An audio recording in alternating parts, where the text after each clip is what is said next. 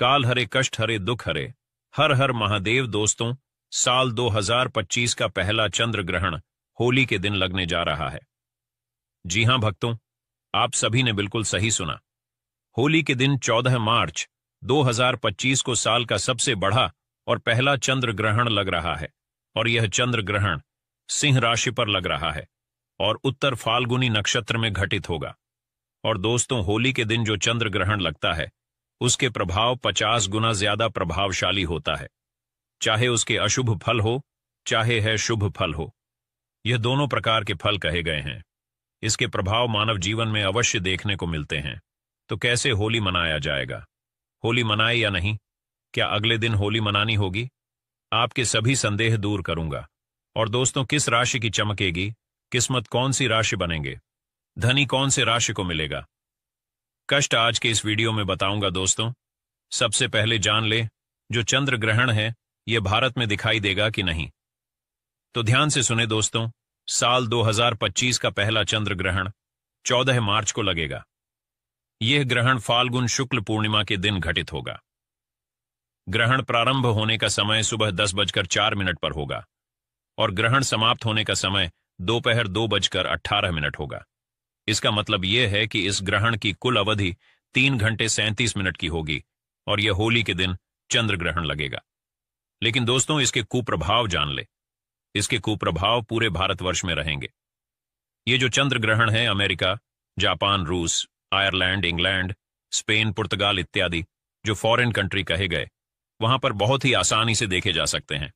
दोस्तों, इसके कुप्रभाव मानव जीवन पर अवश्य पड़ेगा। देखिए दोस्तों, जो राहु और केतु हैं, सूर्य और चंद्रमा जैसे पवित्र जो तारा कहे गए, जो कि संपूर्ण संसार को प्रकाशित करता है। दोस्तों, हम तो साधारण से मनुष्य हैं, इसलिए दोस्तों, इनके ग्रास से बचने के लिए, इनके कुप्रभाव से बचने के लिए इस वीडियो में हमने बहुत सारे उपाय बताए हैं। सो वीडियो में बताए गए उपाय को अवश्य फॉलो करना। और वीडियो में हमने दोस्तों, जो कि चंद्र ग्रहण सूर्य ग्रहण के समय संसार के जितने भी देवी असुरी शक्ति होते हैं, ये दोस्तों बिल्कुल ही मुक्त हो जाते हैं। तो इस समय अगर कोई भी उपाय करते हैं, टोटके करते हैं, धन प्राप्ति करने के लिए मंत्र का जाप करते हैं, उसके प्रभाव 100% अवश्य मिलते हैं। सो दोस्तों, जिन्हें धन की कामना, 100 महालक्ष्मी जी का मंत्र इस समय अवश्य करना। इस वीडियो में बहुत सारी जानकारी बताऊंगा। वीडियो को ध्यान से देखिए, ध्यान से सुनिए, तब आपको समझ में आएंगे। वीडियो में आगे बढ़ने से पहले, जानकारी बताने से पहले सभी दर्शकों से गुजारिश करना चाहूंगा, अभी तक वीडियो को लाइक नहीं किए तो वीडियो को लाइक जरूर कर देना और कमेंट बॉक्स में ओम नमः शिवाय, हर हर महादेव जरूर लिख दीजिए, क्योंकि भगवान भोलेनाथ ही हमें ग्रहण के कुप्रभाव से बचाएगी। श्री शिवाय टीवी चैनल पर आपको सबसे सटीक जानकारी मिलती है। इस बात की पुष्टि आप ही लोगों द्वारा की गई है। कमेंट बॉक्स में भगवान भोलेनाथ जरूर लिखें। आप सभी से हाथ जोड़कर निवेदन है, क्योंकि इसे कालों का काल महाकाल कहे जाते हैं। तो आइए जानते हैं तो कौन सी बातों का ध्यान रखें। तो ग्रहण के दौरान किसी भी तरह की यात्रा करने से बचे, क्योंकि ग्रहण के समय में यात्रा करने से दुर्घटना के चांस बढ़ जाते हैं, क्योंकि यह काल का योग कहा जाता है। तो ग्रहण के समय यात्रा करने से व्यक्ति की अकाल मृत्यु होने का खतरा रहता है। या फिर ग्रहण के समय में आप यात्रा कर रहे हैं तो जो भी आपके इष्ट देव महाराज हैं उनका ध्यान करें। सूतक काल के दौरान घर पर ही रहे, घर से बाहर नहीं निकलना है और कोशिश करें ग्रहण की रोशनी आपके घर के अंदर प्रवेश ना करें। अर्थात आप जो है ग्रहण के पहले ही आप जो है अपने घर में घुस जाइए, घर से बाहर मत निकले, क्योंकि ग्रहण की रोशनी आपके शरीर पर पड़ेगी तो आपके शरीर को निरोग बना सकते हैं। सूर्य ग्रहण की तरह जो चंद्र ग्रहण होता है, इसमें इसे नग्न आंखों से नहीं देखना चाहिए। आप में से अधिकतर ऐसे हैं जो कि ग्रहण को नग्न आंखों से देखते हैं। ऐसा माना जाता है ग्रहण को नग्न आंखों से देखने पर व्यक्ति की बर्बादी आती है, व्यक्ति के जीवन में तबाही आती है। तो इस बात का विशेष रूप से ध्यान रखें। और ग्रहण से पहले और ग्रहण के बाद स्नान अवश्य करना चाहिए। कहा जाता है कि ऐसा करने से ग्रहण का कोई भी नकारात्मक प्रभाव नहीं रहता। सूतक काल के दौरान कुछ भी खाने पीने से बचना चाहिए। जब सूत काल लग जाएंगे तो आपको खाने पीने से बिल्कुल ही परहेज करना चाहिए। और अगर ग्रहण से पहले कुछ भोजन बच गया हो तो ग्रहण खत्म होने के बाद इसका सेवन ना करें, नया भोजन बना करके आप सेवन कर सकते हैं। और अगर आप इस प्रकार के भोजन को सेवन करते हैं तो यह आपके शरीर में बीमारी लाते हैं। यह आपकी कुंडली में दुर्भाग्य को लेकर के आते हैं, आपके जीवन में बर्बादी लेकर के आते हैं। अब आप में से अधिकतर लोग बोलेंगे कि बचे हुए खाने का इसका क्या करें। एक काम करें, बचे हुए जो खाने पीने की चीजें हैं, भोजन है, आप गौ माता को दे दीजिए। वहां पर जो पशु है आप उनको खिला दीजिए। या फिर अगर आप स्वयं खाना चाहते हैं तो तुलसी के दल उसमें डाल करके खा सकते हैं। लेकिन मेरी सलाह है कि इस प्रकार के भोजन का सेवन ना करें। इस प्रकार के भोजन हमारे लिए स्वयं के लिए विनाशकारी हो जाता है। देखिए भक्तों, हम तो सिर्फ सलाह दे सकते हैं, समझा सकते हैं, उपाय बता सकते हैं, बाकी आगे आपकी मर्जी। चंद्र ग्रहण के दौरान गर्भवती महिला रखें। इन बातों का ध्यान, जैसे कि ग्रहण के दौरान गर्भवती महिला घर से बाहर ना निकले, किसी भी परिस्थिति में ग्रहण को ना देखें। ग्रहण के दौरान अपने पास दुर्वा घास जरूर रखें। दुर्वा घास रखने से ग्रहण का प्रभाव समाप्त होता है। मैं सभी दर्शकों को बताना चाहूंगा, चाहे आप भी हो, गर्भवती हो या ना हो, कोई बहन हमारे वीडियो को देख रहे हैं, भाई वीडियो को देख रहे हैं, तो अपने पास में दुर्वा जरूर रखना, ऐसा माना जाता है। दुर्वा घास रखने से ग्रहण का प्रभाव समाप्त होता है और इस दौरान सिलाई है, कढ़ाई है, बुनाई है, जैसे जो भी काम कहे गए हैं, काम को नहीं करना चाहिए और शांति से काम ले। किसी भी प्रकार का मानसिक फिर शारीरिक तनाव आपको नहीं करना है। आइए इस वीडियो में जानते हैं चंद्र ग्रहण के कुछ सरल उपाय जिससे आप ग्रहण के कुप्रभाव से बच सकते हैं। तो चंद्र ग्रहण के दौरान पूजा और भगवान का ध्यान से सुनना। चंद्र ग्रहण के दौरान आपको पूजन तो नहीं करना है, लेकिन भगवान का आपको ध्यान जरूर करना है। जो भी आपकी इष्ट देव, आप उनका ध्यान कर सकते हैं। चंद्र ग्रहण के दौरान कुछ भी खाने पीने से आपको बचना चाहिए, कुछ भी बिल्कुल ही मत खाना। और चंद्र ग्रहण के बाद स्नान और दान का काफी खास महत्व है। मान्यता है कि चंद्र ग्रहण के दिन गंगा नदी में स्नान करने के बाद अगर दान करते हैं तो काफी ज्यादा शुभ माना जाता है। अगर गंगा नदी नहीं है तो जो ग्रहण से पहले नहाने की परंपरा है और ग्रहण के बाद नहाने की परंपरा है, हमारे शास्त्रों में तो एक काम करना, ग्रहण के बाद या फिर ग्रहण के पहले नहाने तो 2 से 4 बूंद गंगा जल की आपको डाल देना है। इसके बाद आप जो है नहा सकते हैं। गंगा नदी में स्नान करने का ही आपको पुण्य प्राप्त होगा। आइए इस वीडियो में जानते हैं चंद्र ग्रहण का 12 राशि पर क्या प्रभाव पड़ेगा और इससे बचने के सरल उपाय भी वीडियो में जानेंगे। लेकिन उससे पहले निवेदन है, श्री शिवाय टीवी चैनल को सब्सक्राइब जरूर कर लेना। तो सबसे पहली है मेष राशि। आपकी राशि पर इसका प्रभाव अशुभ बताया जा रहा है और इसी के साथ किसी भी प्रकार की आपको घात हो सकती है। ध्यान रहे, आपको ग्रहण के समय में घर से नहीं निकलना है। दूसरा है वृषभ राशि। इस राशि पर इसका प्रभाव अशुभ रहेगा। आपको किसी भी प्रकार की हानि हो सकती है, आपको सावधान रहना है। मैं आप लोगों को इससे बचने का उपाय भी वीडियो के आखिर में बताऊंगा। मिथुन राशि। आपकी राशि पर यह चंद्र ग्रहण लाभकारी है, आपको किसी भी प्रकार का लाभ हो सकता है। कर्क राशि। आपकी राशि पर यह चंद्र ग्रहण सुखकारी है, धन यात्रा या अन्य प्रकार का आपको सुख मिल सकते हैं। और यह जो कर्क राशि वाले के लिए जो ग्रहण है बहुत ही शुभकारी कहे गए हैं। आपको बहुत ही ज्यादा लाभ मिलेंगे, किसी न किसी माध्यम से आपको लाभ मिलना शुरू हो जाएंगे। सिंह राशि। आपकी राशि पर यह ग्रहण अशुभ है, मान सम्मान को क्षति पहुंचा सकती है, इसलिए आपको को कम बोलने की भी सलाह दी जाती है। मानहानि होने की पूर्ण रूप से संभावना है। जितने भी राशि के जातक हैं ऐसे लोग विशेष रूप से ध्यान रखें। ग्रहण के बाद आपको बिल्कुल ही वाद विवाद से बचना और कम आपको बोलना है। कन्या राशि। आपकी राशि पर यह चंद्र ग्रहण अशुभ है, आपको किसी भी प्रकार का मृत्यु तुल्य कष्ट हो सकते हैं, इसलिए आपको इन कष्टों से बचना है। तो भगवान शंकर जी का ध्यान करें। वीडियो के आखिरी में मैं आप लोगों को कुछ और सरल उपाय बताऊंगा। तुला राशि। आपकी राशि पर यह ग्रहण अशुभ है, आपको स्त्री पीड़ा हो सकती है, इसलिए स्त्री संबंधी आपको जितने भी अकार्य कहे गए हैं इनसे आपको बचना चाहिए, आपको स्त्री पीड़ा हो सकती है। वृश्चिक राशि। आपकी राशि पर यह चंद्र ग्रहण शुभ है, बिल्कुल ही आपको सुख देने वाला चंद्र ग्रहण कहे गए। वृश्चिक राशि के लिए आपको बहुत ही ज्यादा इसमें लाभ प्राप्त होंगे, किसी न किसी माध्यम से जरूर फायदा होगा। धनु राशि। आपकी राशि के लिए भी यह चंद्र ग्रहण अशुभ माना जा रहा है, यह किसी भी प्रकार की आपको चिंता दे सकते हैं। तो जो धनु राशि के लोग हैं ऐसे लोग भी ग्रहण के कुप्रभाव से बचने के लिए भगवान हनुमान जी महाराज की पूजा जरूर करें। मकर राशि आपकी राशि पर यह चंद्र ग्रहण अशुभ फल आपको भी देने वाले हैं, क्योंकि किसी भी बात को लेकर के आप जो है व्यवस्था का सामना आपको करना पड़ सकता है, किसी परेशानी का सामना करना पड़ सकता है। आइए अब जान लेते हैं कुंभ राशि। तो आपके राशि के लिए यह ग्रहण शुभ माना जा रहा है। यह श्री यानी धन प्राप्ति करने का योग्य बन रहा है। जितने भी कुंभ राशि हैं इनके लिए धन प्राप्त करने का सबसे अच्छा समय रहेगा। इसके बाद है मीन राशि, जो कि अंतिम राशि है। तो आपकी राशि पर यह चंद्र ग्रहण अशुभ असर देने वाला माना जा रहा है या किसी भी प्रकार की आपको क्षति पहुंचा सकता है। तो जितने भी मीन राशि के लोग हैं ऐसे लोग भी सावधान हो जाएं। चंद्र ग्रहण के बुरे प्रभाव से बचने के लिए क्या करें, तो ध्यान से सुनना। तो चंद्र ग्रहण के बुरे प्रभाव को कम करने के लिए ग्रहण के दौरान गुरु मंत्र का जाप करना चाहिए। आपको गुरु मंत्र जो भी मिले, जैसे कि आपको गुरु मंत्र में बहुत से लोगों को गायत्री मंत्र दिया जाता है, श्री राम मंत्र दिया जाता है, या फिर देवी माता के मंत्र दिया जाता है, तो आप इन मंत्रों का जाप कर सकते हैं। गुरु से अगर आपको मिले हैं, तो अगर आपके गुरु नहीं है तो भगवान शंकर जी को गुरु मान करके इनके मंत्र का जाप कर सकते हैं।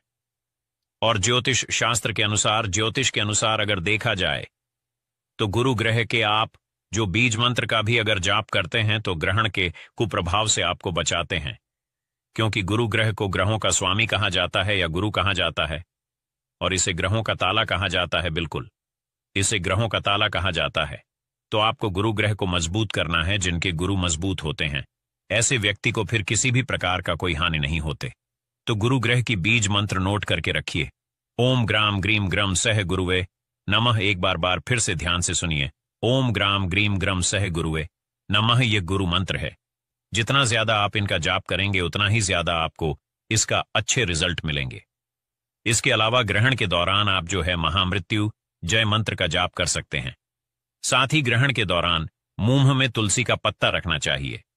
ऐसा माना जाता है, वीडियो ध्यान से सुनिए, ग्रहण के समय मुंह में तुलसी के पत्ता रखने से ग्रहण का प्रभाव व्यक्ति के ऊपर में नहीं पड़ता, क्योंकि तुलसी माता को पवित्र कहा जाता है। इसके सामने में कोई भी नकारात्मक शक्ति टिक नहीं पाते। ग्रहण क्या है? एक प्रकार की नकारात्मक शक्ति है। इस समय आसुरी शक्ति विद्यमान हो जाते हैं, बढ़ जाते हैं। तो शास्त्रों के अनुसार ग्रहण लगने से पहले स्नान करना चाहिए और ग्रहण के बाद भी शुद्धिकरण करने के लिए स्नान करना चाहिए। इससे तन और मन दोनों की शुद्धता होती है। तो ग्रहण के कुप्रभाव से बचने के लिए जितना ज्यादा हो सके महामृत्यु जय मंत्र का जाप करना। महामृत्यु जय मंत्र को अति उत्तम कहे गए हैं। ग्रहण के दौरान महामृत्यु जय मंत्र का जाप करने से ग्रहण का कुप्रभाव समाप्त होते हैं। इसी के साथ अगर आपको गुरु के द्वारा गायत्री मंत्र प्राप्त है या फिर गायत्री मंत्र आपको मुख ग्रह हैं, अर्थात आपको याद है, तो गायत्री मंत्र का भी जाप कर सकते हैं। बहुत ही लाभकारी कहा गया है। इसी के साथ सभी दर्शकों को बताना चाहूंगा, ग्रहण के पूरे समय में आपको एक बात का विशेष ध्यान रखना है। ग्रहण के समय में आपको सोना नहीं है। ऐसा माना जाता है जो व्यक्ति ग्रहण काल में सोते हैं ऐसे व्यक्ति हमेशा फिर बीमार पड़े रहते हैं। ऐसे व्यक्ति को भविष्य में चल करके असाध्य बीमारी हो जाती है, जैसे कि कैंसर है, टीबी है, भयानक ऐसी ऐसी बीमारी होती है जिससे व्यक्ति की इलाज होना असंभव है। तो कोशिश करें कि ग्रहण के समय में बिल्कुल ही आप ना सोए, और सोते भी हैं तो भगवान की बीज मंत्रों का ध्यान करके सोना चाहिए। या फिर अगर आपको ऐसा लगता है कि ग्रहण के प्रभाव आपके जीवन को बर्बाद कर सकते हैं, काफी परेशान है, तो एक काम जरूर करना, अपने शरीर से 7 बार आपको लेना है चावल। जी हां, आपको 7 बार थोड़ी सी एक मुट्ठी चावल लेना है और आपको अपने शरीर से 7 बार उतारा करना। उतारा करने के बाद इसे बहते हुए जल में बहा देना। तो इससे भी ग्रहण के जो कुप्रभाव होते हैं वह भी समाप्त हो जाते हैं। और दिन भर आप जो है ग्रहण काल के समय में, जितने टाइम में ग्रहण काल रग, उस समय तुलसी के दल अपने मुख में रखें। लेकिन इस दिन तुलसी को स्पर्श मत करना। तुलसी को स्पर्श करने से भयंकर पाप लगते हैं। पहले से 1 दिन पहले से तुलसी के पत्ते तोड़ करके रखिए। फिर तुलसी के नीचे में जो पत्ते झड़े हुए आप उनका भी प्रयोग कर सकते हैं। मुख में दबा करके रखने से ग्रहण का प्रभाव समाप्त हो जाते हैं, अर्थात आपके ऊपर में नहीं पड़ते। तो आशा करता हूं कि श्री शिवाय टीवी चैनल में बताया गया छोटी छोटी जानकारी आपके जीवन में कल्याणकारी साबित जरूर होंगे, मंगलमय साबित जरूर होंगे। तो ये जानकारी कैसा लगा हमें कमेंट सेक्शन में जरूर बताइएगा। दर्शकों, आज की जानकारी यहीं पर समाप्त करता हूं। मैं प्रार्थना करूंगा सभी दर्शकों को कि इस वीडियो को अपने तक सीमित मत रखना। होली के दिन लगने की वजह से यह ग्रहण महत्वपूर्ण है। इसे आगे जरूर शेयर करना हो सकता है। आपके द्वारा शेयर किए गए वीडियो किसी की जिंदगी को बर्बाद होने से बचा ले। वीडियो देखने के लिए आप सभी दर्शकों का धन्यवाद। श्री शिवाय दोस्तों, होली के त्योहार को बुराई पर अच्छाई की जीत समझा जाता है। बुराई पर अच्छाई का त्योहार बताया जाता है। होली के दिन हर तरह के पेड़ पौधे, जीव जंतु, यह सब चैतन्य रहते हैं, जागृत अवस्था में रहते हैं। दोस्तों, दम है तो होली के दिन रात 12 बजे इस पौधे को छूकर आ जाना है। छप्पर फाड़ धन बरसेगा। दुनिया का कोई व्यक्ति आपको धनवान बनने से नहीं रोक पाएगा। दोस्तों, होली के दिन यह 5 पेड़ जागृत अवस्था हो हैं और एक पौधे को स्वयं भगवान अर्थात स्वयं नारायण ने जब हिरण्यकश्यप का वध किया तो असुर का वध किया तो उन्हें आशीर्वाद दिया कि होली के दिन मैं तुम पर निवास करूंगा। दोस्तों, होली का पर्व बहुत सुंदर पर्व होता है। इस समय समाज में लोग उच्च नीच, गरीबी, अमीरी के मतभेदों को भूल करके आपसी प्रेम करते हैं। दोस्तों, यह खेती किसान का भी पर्व समझा जाता है। ये जो होली का पर्व है, त्योहार है, किसान का पर्व समझा जाता है क्योंकि इस समय की होली में भुना जाता है। दोस्तों, होली उत्साह और उमंग से भरा त्योहार होता है और खास करके विष्णु भक्त के लिए यह त्योहार बहुत ही सुंदर होता है। होली के दिन विष्णु भक्त व्रत भी रखते हैं। होली का दहन के लिए लोग महीने भर पहले से ही तैयारी में जुट जाते हैं और सामूहिक रूप से लोग लकड़ी है ये सब इकट्ठा करते हैं। आप इकट्ठा करते हैं कि नहीं करते हैं?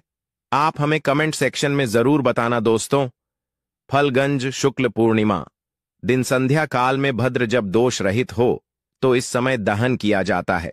होली जलाने से पूर्व होलिका माता की सब विधि विधान से पूजा करते हैं। अग्नि है, भगवान नारायण है, इनकी भी आहुति दी जाती है। होलिका दहन के दिन पवित्र अग्नि के चारों ओर लोक नृत्य करते हैं और लोकगीत का आनंद भी लेते हैं। और इस दिन राधा कृष्णा की लीला जो बराज में है, यह अधिक होती है। राधा कृष्णा की जो लीला यह बराजा में गूंजती है। दोस्तों, होलिका दहन के दिन लोग अपने घर में खीर, मालपुआ और कई तरह के व्यंजन बनाते अपने घर की कुल देवी देवताओं को चढ़ाते हैं। क्या आप ऐसा करते हैं कि नहीं? आप हमें कमेंट सेक्शन में जरूर बताना। दोस्तों, होली के पूर्व संध्या में होलिका दहन किया जाता है और इसके पीछे एक प्राचीन कथा भी है कि द्वितीय का पुत्र हिरण्यकश्यप भगवान विष्णु से घोर शत्रुता रखता था। उसने अपनी शक्ति के घमंड में आकर कि स्वयं को ईश्वर कहना अपने आप को शुरू कर दिया और अपने राज्य में घोषणा करा कि केवल उसी की पूजा की जाएगी और अपने राज्य में यज्ञ है, आहुति है, देवी देवताओं की करवाना बिल्कुल ही बंद कर दिया और संत पुरुषों को प्रताड़ित करने लगा। दोस्तों, हिरण्यकश्यप का पुत्र भक्त प्रहलाद भगवान विष्णु का परम भक्त था। पिता के लाख कहने के बावजूद भी भक्त प्रहलाद विष्णु की भक्ति में लीन रहता था। हिरण्यकश्यप ने अपने पुत्र को मारने की भी कई बार कोशिश की, कई बार योजना बनाई, परंतु भगवान स्वयं उनकी रक्षा करते थे। बाल भी बांका नहीं कर पाया। असुर राजा की बहन होलिका को भगवान शंकर ने एक ऐसी दी थी जिससे ओढ़ने पर अग्नि से जला नहीं सकती थी और इसका नाम क्या था? होलिका। होलिका उस चादर को ओढ़कर प्रहलादा को गोद में लेकर के चिता पर बैठी थी। दोस्तों, दिव्य योग से प्राचीन समय की बात है। दिव्य योग से वह चादर ओढ़कर भक्त प्रहलादा के ऊपर आ गई और होलिका के ऊपर से निकल गई, जिससे प्रहलाद की जान बच गई और होलिका माता जल गई। होलिका दहन होली जला करके होलिका नामक दुर्भावना का अंत और भगवान द्वारा भक्त प्रहलाद की रक्षा का जश्न मनाया जाता है। चलिए दोस्तों, मैं आप लोगों को इस वीडियो के माध्यम से बताने का प्रयास करूंगा कि ऐसा कौन सा पौधा है जिसे होली के दिन आपको स्पर्श करके आना है, छू करके आना है और इस पौधे को स्वयं सिंहदेव ने आशीर्वाद दिया था। कैसा आशीर्वाद दिया, थोड़ा सा कथा के माध्यम से बता दूं। दोस्तों, वीडियो में आगे बढ़ने से पहले, जानकारी बताने से पहले सभी लोगों से निवेदन करना चाहूंगा, अभी तक वीडियो को लाइक नहीं किया है। आप हमारी वीडियो को देख रहे हैं, आप हमारे व्यूवर्स नहीं बल्कि आप हमारे परिवार का हिस्सा है। आप हमारे परिवार के लोग हैं। जो भी मन में डाउट है, जो भी समस्या है, जो भी प्रॉब्लम है, बॉक्स में बिल्कुल ही पूछिए।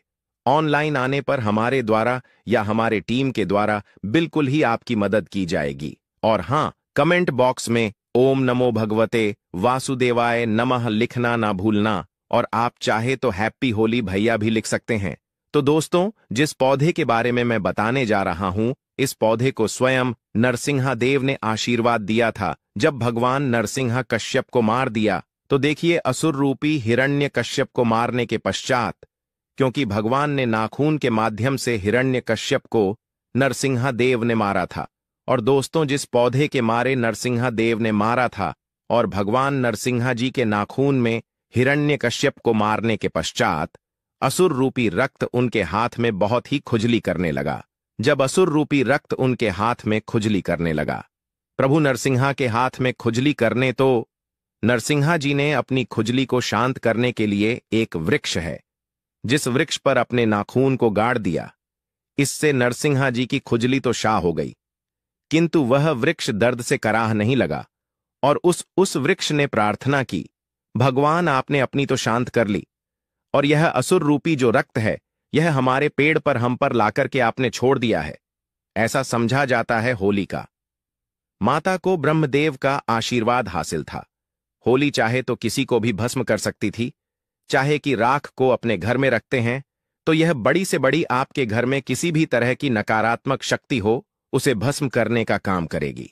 चलिए, इस समय आप लोगों को 10 गुप्त एवं चमत्कारिक उपाय बता दूं। इससे पहले आप सभी लोगों से निवेदन करना चाहूंगा, वीडियो पसंद आएगी तो वीडियो को लाइक जरूर करना और इस वीडियो को अपने फायदे के लिए पूरा जरूर देखना, क्योंकि दोस्तों, अधूरा ज्ञान हमेशा खतरनाक साबित होता है।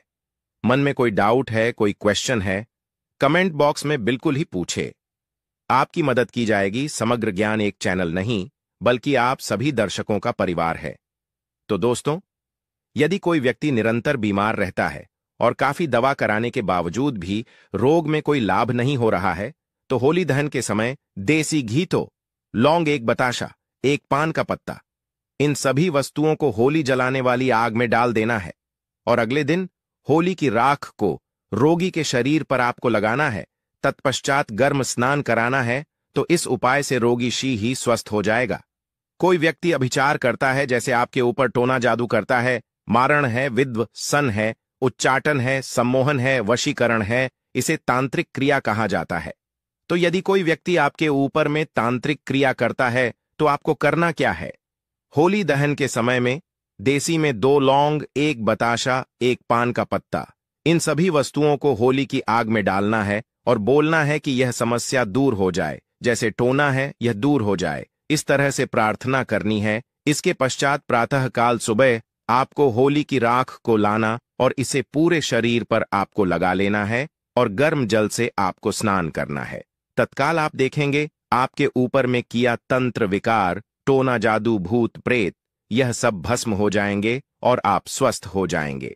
यदि किसी माता बहन का पति दूसरी महिला के संपर्क में रहता है तो आप होली पर उपरोक्त सामग्री, जैसे अभी हम लोगों को ऊपर जो सामग्री बताई है, उपरोक्त सामग्री आपको लेनी है और 7 बार होली की जलती आग की आपको परिक्रमा करनी है।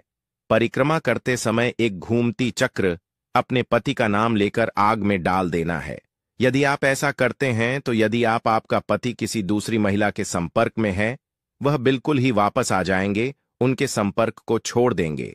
और हाँ, यदि आपको ऐसा प्रतीत होता है कि किसी ने आपके ऊपर तांत्रिक उपाय करवा दिया है, तो आप होलिका दहन के समय देसी घी में 2 लौंग, 1 बताशा, 1 पान का पत्ता, थोड़ी सी मिश्री, इन सभी वस्तुओं को होली जलने वाली आग में डाल देना है। अगले दिन होली की राख को चांदी की ताबीज में भरकर कि में धारण कर लेना है, तो तांत्रिक असर बिल्कुल ही निष्क्रिय हो जाएगा।